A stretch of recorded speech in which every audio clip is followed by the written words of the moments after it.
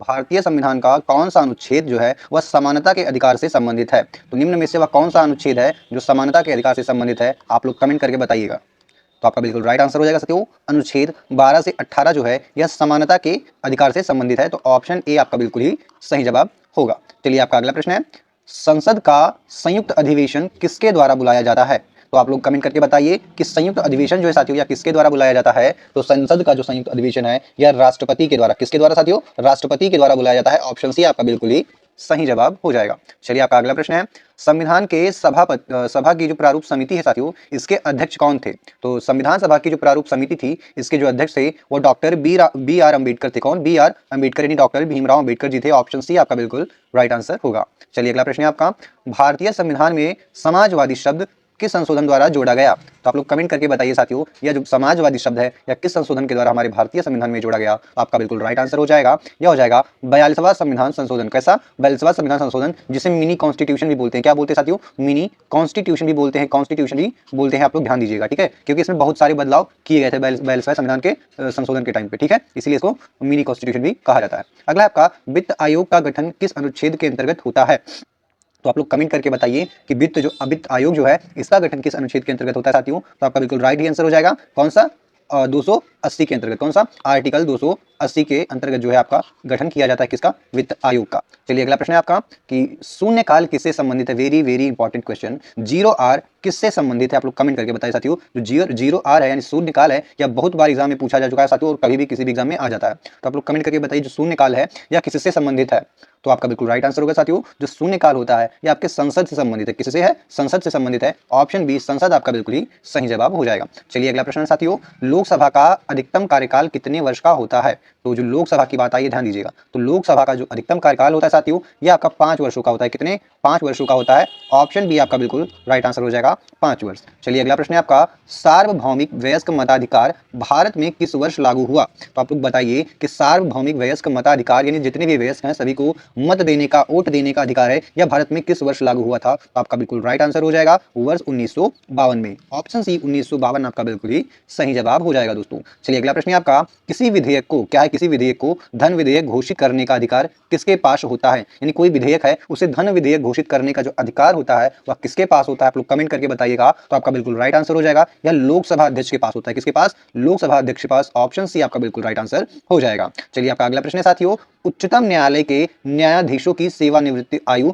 क्या है? तो उच्चतम न्यायालय जो होते हैं साथियों उनके न्यायाधीशों की जो सेवानिवृत्ति आयु है यानी कि जब उनको रिटायरमेंट देना होता है तो उनकी एज क्या होती है साथियों? तो आपका बिल्कुल राइट आंसर हो गया, उनका एज जो है 65 वर्ष होना चाहिए। कितना? 65 वर्ष के आयु में वह रिटायर हो जाते हैं। तो ऑप्शन सी आपका 65 वर्ष आपका बिल्कुल राइट आंसर हो जाएगा। चलिए अगला प्रश्न है आपका, क्या है, मानव शरीर में आरबीसी का औसत जीवन काल कितना होता है? आरबीसी का फुल फॉर्म होता है साथियों रेड, बी से ब्लड और सी फॉर सेल यानी रेड ब्लड सेल्स होता है, यानी कि लाल रक्त कणिकाएं, ठीक है। तो आपका बिल्कुल राइट आंसर हो जाएगा, यह 120 दिन होता है। कितना? 120 दिन होता है। ऑप्शन सी आपका बिल्कुल राइट आंसर हो जाएगा। चलिए अगला प्रश्न है आपका, डीएनए का पूर्ण रूप क्या है? आप लोग कमेंट करके बताइएगा कि डीएनए है इसका पूर्ण रूप क्या होता है दोस्तों? तो डीएनए का पूर्ण रूप होता है डीऑक्सी राइबो न्यूक्लिक एसिड। क्या? Deoxy ribo nucleic acid. Option A आपका बिल्कुल राइट आंसर हो जाएगा, डीऑक्सी राइबो न्यूक्लिक एसिड। चलिए नेक्स्ट क्वेश्चन है आपका कि धातु की विद्युत चालकता किस कारण होती है? तो कोई धातु है उसमें जब विद्युत प्रवाहित होता है तो वह किस वजह से होता है, किस कारण की वजह से होता है साथियों?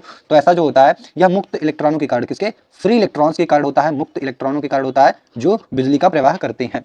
चलिए अगला प्रश्न है आपका, पराबैंगनी किरणों की खोज किसने की थी? ठीक है दोस्तों, कि पराबैंगनी किरणों की खोज किसने की थी? आप लोग कमेंट करके बताइएगा। तो पराबैंगनी किरणों की जो खोज है साथियों वो आपका किसके द्वारा किया गया? तो यह रिटर के द्वारा किया गया। किसके द्वारा? रिटर द्वारा किया गया। और साथियों पराबैंगनी किरणों से हमारी सुरक्षा कौन करता है? तो ओजोन। कौन सा? ओजोन परत साथियों जो होता है, ओजोन परत वह हमारी किससे? पराबैंगनी किरणों से रक्षा करता है। और ओजोन परत कहाँ पाया जाता है साथियों? तो यह समताप मंडल में। कहाँ पे?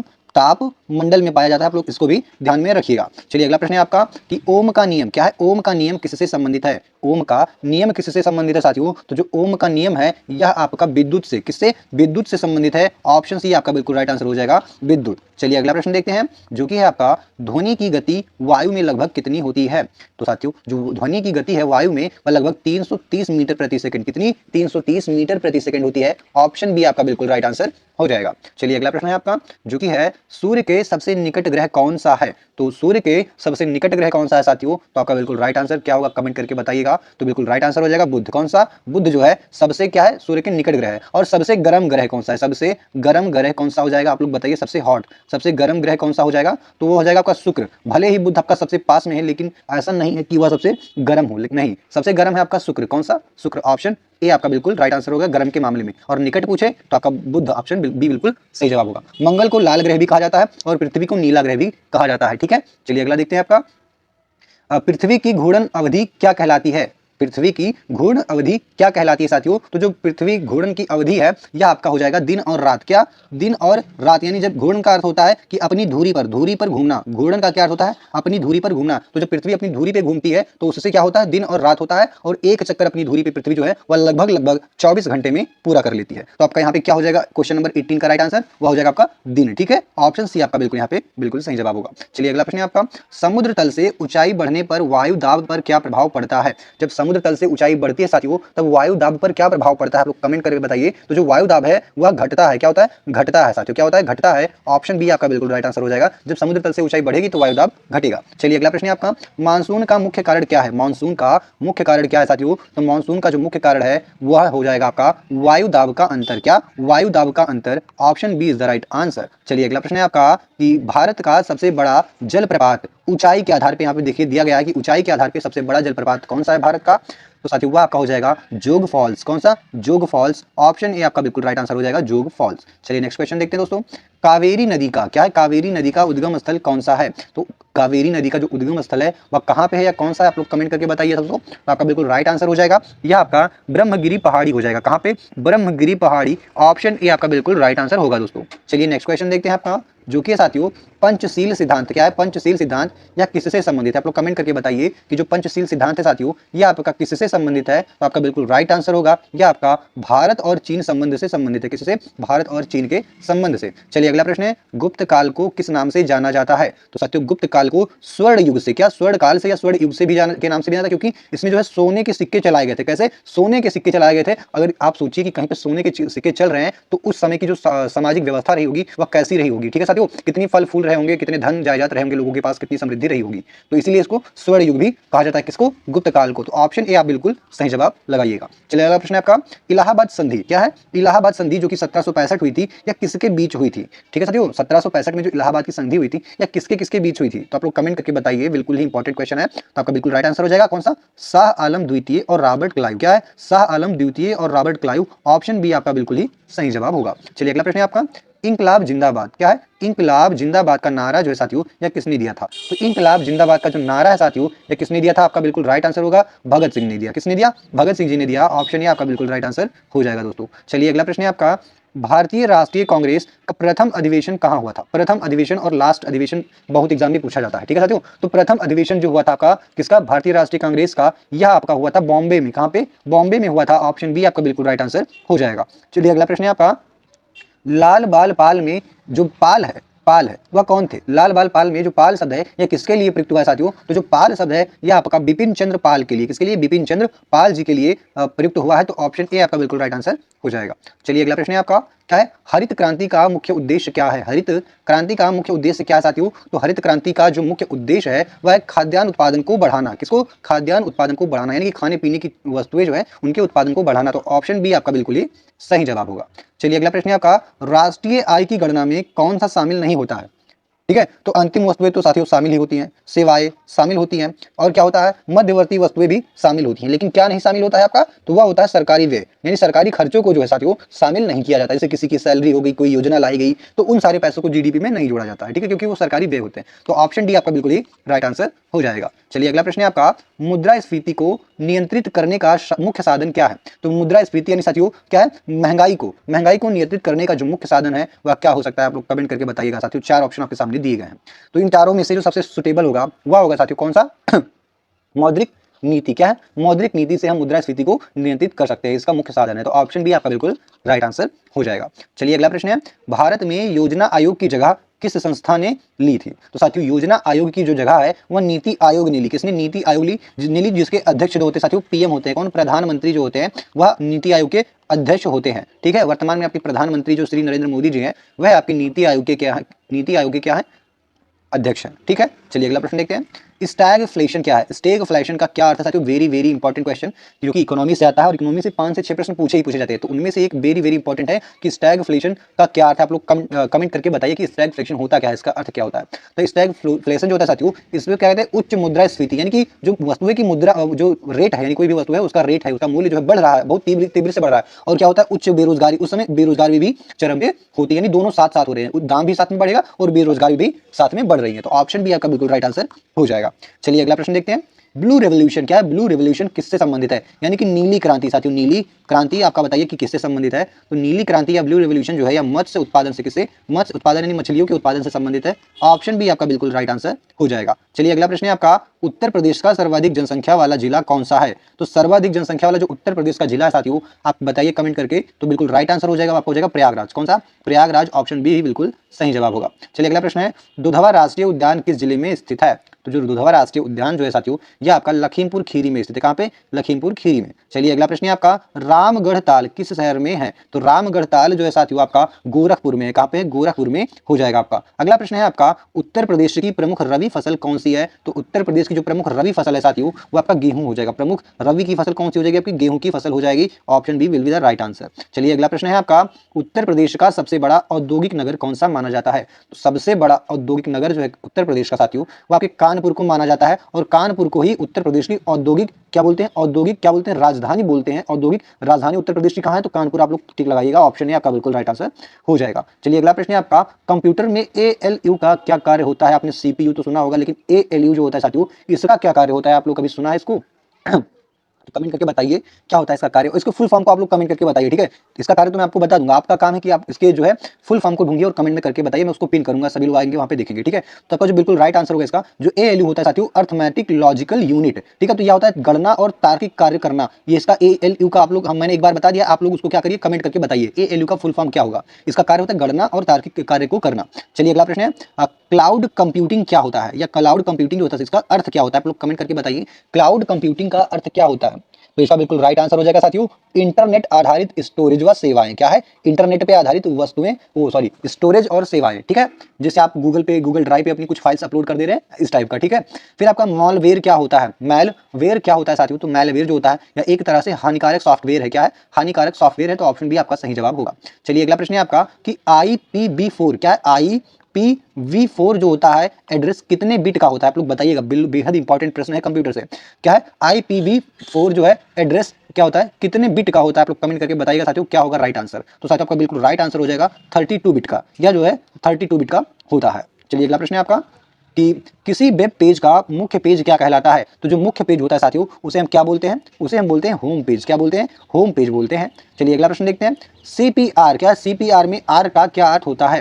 तो R का क्या अर्थ होता है? आप लोग कमेंट करके बताइए। तो R का जो अर्थ होता है साथियों, वो होता है रिससटेशन। क्या है? रिससटेशन, रिससटेशन। ऑप्शन बी आपका बिल्कुल सही जवाब हो जाएगा, रिससटेशन, रिससटेशन। मुझे भी बोलने में थोड़ी प्रॉब्लम हो रही है क्योंकि ये थोड़ा नया देखने में लग रहा है, आप लोग भी हो सकता है। तो इसको क्या करिएगा, आप लोग 2-3 बार मैंने प्रैक्टिस किया था इसको गूगल वॉइस पे डाल के, बट फिर भी ऐसा हो जा रहा है। तो आप लोग इसको क्या करिएगा, गूगल वॉइस पे जाइएगा, ट्रांसलेट पे, वहां पे इसको डालिए और इसका जो अर्थ आप देख लीजिए, और क्या करिए, इसको प्रोनाउंस कैसे करते हैं आप लोग देख लीजिएगा। ठीक है, चलिए आगे बढ़ते हैं, जो कि हो जाएगा जलने पर। क्या? जलने पर फफोले बनने का मुख्य कारण क्या है? तो जलने पर जो फफोले हैं साथियों, इसका जो मुख्य कारण क्या होता है? आप लोग कमेंट करके बताइएगा। तो इसका जो मुख्य कारण होता है वह होता है त्वचा की ऊपरी परत का नष्ट होना। क्या है? त्वचा का ऊपरी परत नष्ट होना, इसीलिए क्या होता है, जलने पर फफोले जो होते हैं बन जाते हैं। हीट स्ट्रोक का मुख्य कारण क्या है? हीट स्ट्रोक का मुख्य कारण क्या है साथियों? तो हीट स्ट्रोक का जो मुख्य कारण होता है वह आपका होता है अत्यधिक गर्मी व निर्जलीकरण, यानी कि गर्मी बहुत है लेकिन आप पानी नहीं पी रहे हैं, इससे आपको हीट स्ट्रोक लग सकती है। ठीक है, चलिए अगला प्रश्न देखते हैं, गोल्डन आवर किससे संबंधित है? गोल्डन आवर्स किससे संबंधित है साथियों? तो इसे किसे बोलते हैं? दुर्घटना के बाद प्रारंभिक उपचार के समय को गोल्डन आवर्स बोला जाता है। ठीक है, दुर्घटना के बाद प्रारंभिक उपचार का जो समय है उसे गोल्डन आवर्स जो है कहा जाता है। आप बहुत से बच्चे लगाएंगे कहाँ पे, सूर्यास्त के समय को लगाएंगे गोल्डन आवर्स, बस नहीं साथियों, ये आपका बिल्कुल ही रॉन्ग हो जाएगा। और यही एग्जाम में आप सब गलती करते हैं, और ऐसे ही प्रश्न एग्जाम में पूछे जाते हैं जो थोड़े भ्रामक होते हैं, ऑप्शन जो होते हैं थोड़े कंफ्यूजिंग लगते हैं, बट आपको कंफ्यूज नहीं होता, टू द पॉइंट आपको टिक करके आना है। ठीक है, चलिए नेक्स्ट क्वेश्चन देखते हैं आपका, जो कि साथियों सामाजिक जागरूकता का मुख्य उद्देश्य क्या है? आप लोग कमेंट करके बताइएगा, सामाजिक जागरूकता जागरूकता का मुख्य कारण क्या है या मुख्य उद्देश्य क्या है? तो आपका बिल्कुल राइट आंसर हो जाएगा समाज में सकारात्मक बदलाव को लाना। यही आपका जो मुख्य कारण होता है सामाजिक जागरूकता का होता है। चलिए अगला प्रश्न है, नशा मुक्ति अभियान का मुख्य उद्देश्य क्या है? दोस्तों नशा मुक्ति अभियान का जो मुख्य उद्देश्य है वह क्या हो जाएगा? वह युवाओं को नशे से दूर रखना है। क्या है? युवाओं को नशे से दूर रखना हो जाएगा। अगला है आपका, भारतीय संविधान में आपातकाल से संबंधित जो प्रावधान है वह किस भाग में दिए गए? भाग में। तो आप लोग बताइए किस भाग में दिए गए हैं? अनुच्छेद नहीं पूछा है, यहाँ पे पूछा किस भाग में दिए गए हैं। तो आप लोग का जो राइट आंसर होगा साथियों यह हो जाएगा कौन सा? आप लोग कमेंट करके बताइए। तो आप लोगों ने कमेंट कर दिया है तो अब मैं इसका आंसर बता रहा हूँ, नहीं किया तो पॉज करके कमेंट में आपका आंसर होना चाहिए। तो इसका जो राइट आंसर होगा वो हो जाएगा भाग 8 में। कहाँ पे? भाग 8 ऑप्शन बी आपका बिल्कुल ही राइट आंसर होगा। चलिए नेक्स्ट क्वेश्चन देखते हैं। राज्यसभा के 1/3 सदस्य जो है वह प्रत्येक कितने वर्ष बाद सेवानिवृत्त होते हैं? तो प्रत्येक कितने वर्ष बाद सेवानिवृत्त होते हैं आप लोग कमेंट करके बताइएगा साथियों। जो राज्यसभा के 1/3 सदस्य होते हैं वह प्रत्येक 2 वर्षों में, कितने? प्रत्येक 2 वर्षों में जो होते हैं वह सेवानिवृत्त हो जाते हैं। चलिए अगला प्रश्न देखते हैं। भारत में न्यायिक पुनरावलोकन यानी जुडिशियल रिव्यू की अवधारणा किससे प्रेरित है? तो न्यायिक पुनरावलोकन जो है साथियों ये आपका कहाँ से लिया गया? मेनली यही क्वेश्चन है। तो यह आपका अमेरिका से लिया गया है। कहाँ से? अमेरिका से लिया, यानी कि अमेरिका से जो है प्रेरित है या वहां से लिया गया है। तो ऑप्शन भी आपका बिल्कुल ही सही जवाब होगा। चलिए अगला प्रश्न है आपका, भारतीय संविधान का कौन सा अनुच्छेद राष्ट्रपति शासन से संबंधित है? ये रहा वेरी वेरी इंपॉर्टेंट क्वेश्चन। तो बताइए क्या होगा इसका राइट आंसर? तो जो राष्ट्रपति का शासन है साथियों ये आपका अनुच्छेद 356 से संबंधित है। कहाँ से? अनुच्छेद 356 B is the right answer. चलिए अगला प्रश्न है आपका, संसद के दोनों सदनों की संयुक्त बैठक की अध्यक्षता कौन करता है? तो संयुक्त बैठक जो होता है साथियों इसकी अध्यक्षता जो होते हैं करते हैं जो संसद है, संसद उसके दोनों सदनों की बात की गई है। तो कमेंट करके बताइए। तो बिल्कुल राइट आंसर आपका होगा यह लोकसभा अध्यक्ष करते हैं। कौन? लोकसभा अध्यक्ष। ऑप्शन बी आपका राइट आंसर हो जाएगा। चलिए अगला प्रश्न है आपका कि भारत के नियंत्रक एवं महालेखा परीक्षक यानी कैग जो है इसकी नियुक्ति कौन करता है साथियों? तो भारत के नियंत्रक एवं महालेखा परीक्षक कैग की नियुक्ति राष्ट्रपति के द्वारा की जाती है। चलिए अगला प्रश्न देखते हैं। अगला प्रश्न है आपका, मूल कर्तव्यों को संविधान के किस संशोधन में जोड़ा गया या किस संशोधन के द्वारा जोड़ा गया? तो मूल कर्तव्यों को जो है साथियों वह आपके कौन से संशोधन? राइट आंसर क्या होगा? कौन से संशोधन? तो ये आपका हो जाएगा 42वें संशोधन। कौन से? 42वें संशोधन। ऑप्शन ए आपका बिल्कुल राइट आंसर हो जाएगा। मूल कर्तव्यों को 42वें संशोधन के द्वारा जोड़ा गया। चलिए अगला प्रश्न है आपका, लोकपाल संस्था का संबंध किससे है? तो लोकपाल संस्था का जो संबंध है साथियों यह आपका हो जाएगा कहां से? भ्रष्टाचार निरोध से। ठीक है। चलिए अगला प्रश्न है आपका, भारतीय संविधान में धर्मनिरपेक्ष शब्द कब जोड़ा गया? तो समाजवाद क्या था साथियों? समाजवाद क्या है? समाजवाद। समाजवाद, धर्मनिरपेक्ष। तो बताइए ये दोनों ही शब्द जो है साथियों यह आपके कौन से संविधान संशोधन के द्वारा जोड़े गए थे? तो यह आपके जो है साथियों बिल्कुल राइट आंसर हो जाएगा आपका 42वां संविधान संशोधन। कौन सा? 42वां संविधान संशोधन। ऑप्शन ए आपका बिल्कुल राइट आंसर हो जाएगा। चलिए अगला प्रश्न देखते हैं जो कि है, भारत में पंचायती राज प्रणाली किस संशोधन से संवैधानिक दर्जा प्राप्त हुई? तो पंचायती राज प्रणाली जो है साथियों आपका यह जो है बिल्कुल राइट आंसर हो जाएगा 73वें संविधान संशोधन के द्वारा। किसके? 73वें संविधान संशोधन। ऑप्शन सी आपका बिल्कुल ही राइट आंसर होगा। चलिए अगला प्रश्न देखते हैं आपका जो कि है दोस्तों, प्रोटॉन की खोज किसने की थी? यहाँ से प्रश्न पूछे जाते हैं न्यूट्रॉन, प्रोटॉन से और इलेक्ट्रॉन से। तो प्रोटॉन की खोज किसने की थी साथियों? आप लोग कमेंट करके बताइएगा। तो प्रोटॉन की खोज किसने की? रदरफोर्ड ने की। किसने की? रदरफोर्ड ने। ऑप्शन ए आपका बिल्कुल राइट आंसर हो जाएगा। अगला प्रश्न है आपका, न्यूट्रॉन की खोज किसने की साथियों? न्यूट्रॉन की खोज किसने की? तो न्यूट्रॉन की जो खोज है दोस्तों यह आपका चैडविक के द्वारा किया गया था। किसके द्वारा? चैडविक के द्वारा किया गया था। ऑप्शन सी आपका चैडविक बिल्कुल राइट आंसर हो जाएगा न्यूट्रॉन की खोज। अगला प्रश्न आता है आपका, प्रकाश की गति जो है निर्वात में लगभग कितनी होती है? तो प्रकाश की जो निर्वात में गति होती है साथियों वह 3 गुणे 10 के पावर 8 मीटर प्रति सेकंड होती है। ऑप्शन बी आपका बिल्कुल राइट आंसर हो जाएगा। चलिए अगला प्रश्न देखते हैं आपका, किसी वस्तु का भार कहां अधिक होगा? आप लोग बताइए कहां पे अधिक होगा? भूमध्य रेखा पे, ध्रुव रेखा पे, समुद्र तल पर या पर्वत शिखर पर? कहां पे अधिक होगा? तो आप लोग कमेंट करके बताइएगा। तो इसका जो बिल्कुल राइट आंसर हो जाएगा साथियों वो हो जाएगा ध्रुवों पर। कहां पे?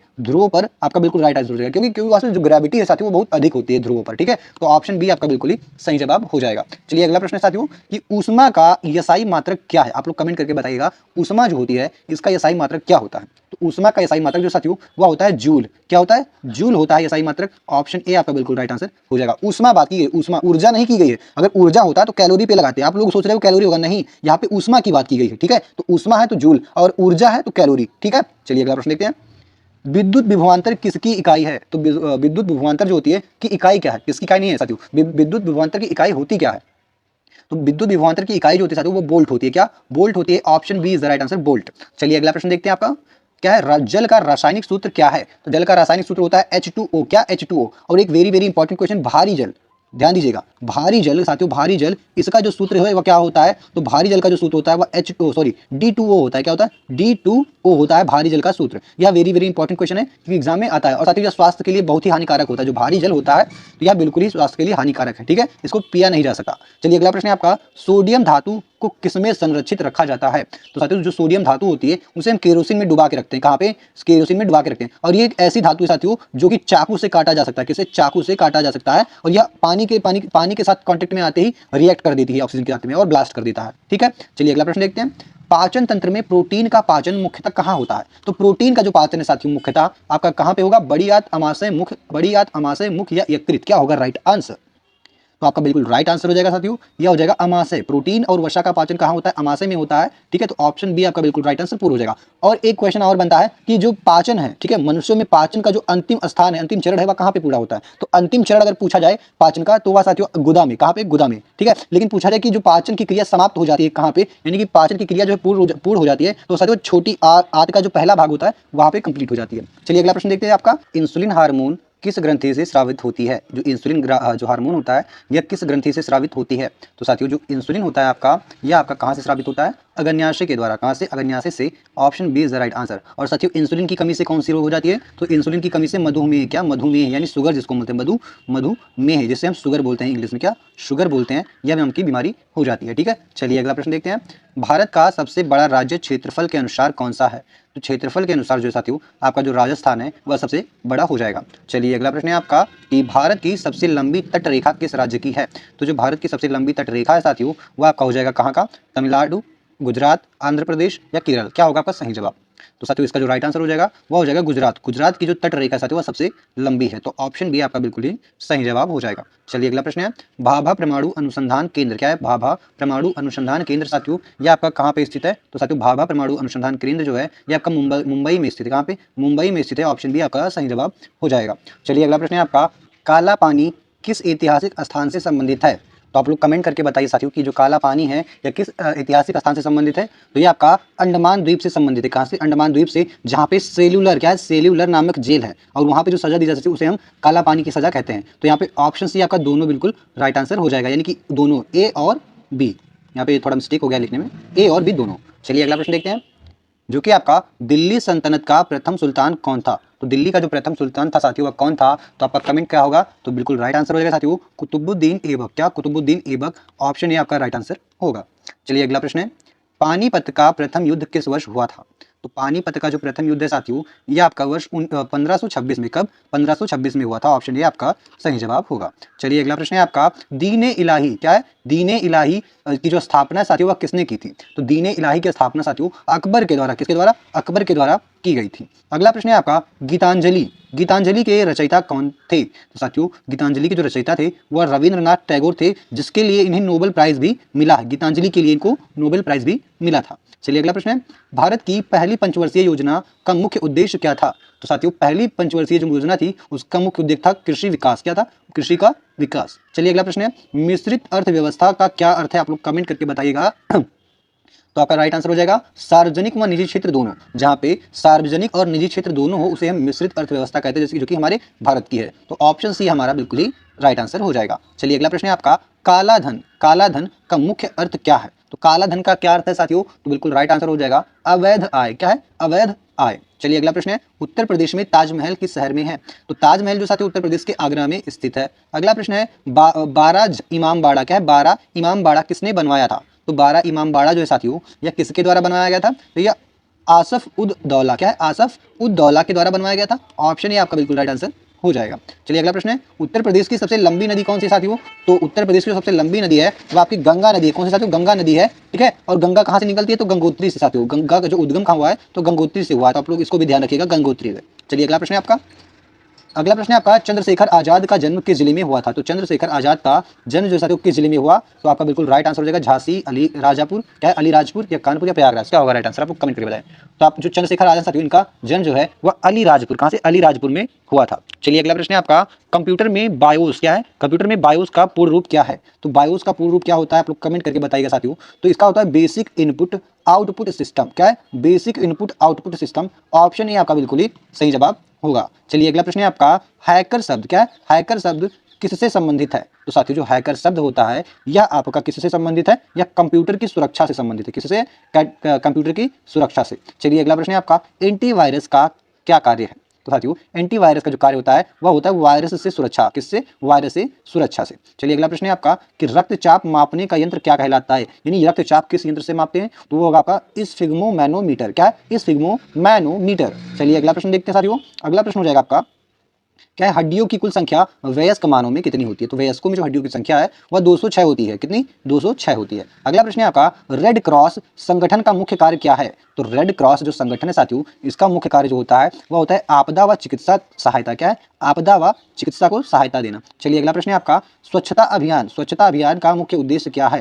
तो स्वच्छता अभियान का जो मुख्य उद्देश्य साथियों वह साफ सफाई व स्वास्थ्य को ध्यान में रखना। ठीक है, साफ सफाई और स्वास्थ्य को व्यवस्थित रखना। अगला है आपका, जल संरक्षण का सबसे प्रभावी तरीका क्या है? तो जल संरक्षण का सबसे प्रभावी तरीका जो साथियों वह है आपका वर्षा जल संचयन। क्या है? वर्षा जल संचयन। चलिए अगला प्रश्न है आपका कि ग्रीन हाउस प्रभाव का मुख्य कारण क्या है? तो ग्रीन हाउस प्रभाव का जो मुख्य कारण साथियों वह आपका कार्बन डाइऑक्साइड। क्या है? कार्बन डाइऑक्साइड, यानी कि क्या होता है उसे CO2 बोलते हैं। क्या? CO2। ठीक है। चलिए अगला प्रश्न है आपका, अगला है ओजोन क्षय। ओजोन क्षय का मुख्य कारण कौन सी गैस है? तो ओजोन क्षय का जो मुख्य कारण साथियों वो आपका हो जाएगा CFC। क्या होता है? CFC। CFC का फुल फॉर्म क्या होता है? Chlorofluorocarbon. C for chloro, F for fluoro और C फॉर कार्बन, यानी क्लोरोफ्लोरोकार्बन। चलिए अगला प्रश्न देखते हैं, एक मिनट। हाँ, जो कि है राष्ट्रीय आपदा प्रतिक्रिया बल यानी NDRF, यह किससे संबंधित है?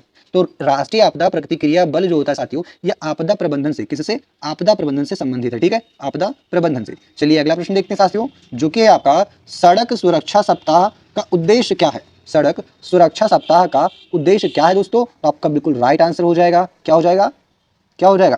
तो हो जाएगा दुर्घटनाओं को कम करना। सड़क सुरक्षा सप्ताह का क्या उद्देश्य होता है? सड़क पे जो दुर्घटनाएं हो रही हैं उसको कम करना। ये तो ऑप्शन से ही आप लोग पहचान लेंगे, इसीलिए मैंने इतना रुका। अगला है आपका, नारी शक्ति वंदन अधिनियम किससे संबंधित है? तो नारी शक्ति वंदन अधिनियम जो साथियों यह भी आप पहचान गए होंगे, किससे? महिला आरक्षण से संबंधित है। तो option B is the right answer, महिला आरक्षण। चलिए अगला प्रश्न है आपका, डिजिटल भुगतान। क्या है? डिजिटल भुगतान का मुख्य लाभ क्या है? तो डिजिटल भुगतान का जो मुख्य लाभ है साथियों इसमें पारदर्शिता व सुविधा होती है। क्या होती है? पारदर्शिता होती है कि ये देखो मैंने आपके पास इतना पैसा भेजा है, ये मेरे पास सबूत है, और आपके पास उतना ही पैसा गया है, यह भी आपके पास सबूत है। ठीक है, ये नहीं कि मैंने आपको 10 रुपए दिए तो आपको 8 ही रुपए दिए, मेरे पास सबूत है भैया देखो इतना भेजे। आपके पास तो 10 ही गया होगा, आपको दिखाना पड़ेगा, तो आप 10 ही दिखाएंगे, 8 दिखा नहीं सकते। अब कैश में दिया आपको, मान लो 20 दिया तो आप 10 ही दिखा रहे हैं, कहीं देखिए आपने हमको 10 ही दिया, लेकिन ऑनलाइन में ऐसा नहीं हो सकता। ठीक है, चलिए अगला प्रश्न है आपका, आत्मनिर्भर भारत का अभियान। क्या है? आत्मनिर्भर भारत अभियान, इसका मुख्य उद्देश्य क्या है?